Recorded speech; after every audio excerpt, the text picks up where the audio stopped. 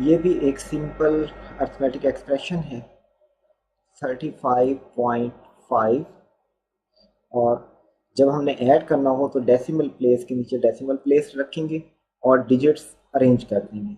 इधर दो डिजिट हैं और एक डिजिट के नीचे एक, दूसरे डिजिट के नीचे दूसरा। इधर दो डिजिट हैं, एक के नीचे 5 आ गया और 8, 5 के नीचे 8 आ गया और 5 इधर चला गया।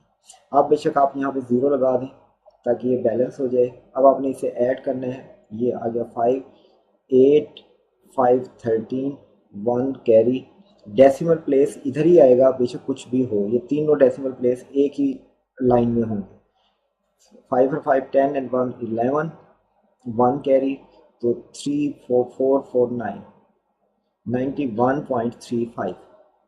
तो जो इसका पॉसिबल आंसर है वो ये बनता है, क्योंकि इसका सेकंड डिजिट दिया नहीं गया और किसी भी ऑप्शन में सेकंड डिजिट नहीं है, पहले तीनों डिजिट मैच करते हैं, इसलिए अप्रॉक्सीमेटली यही आंसर बनेगा।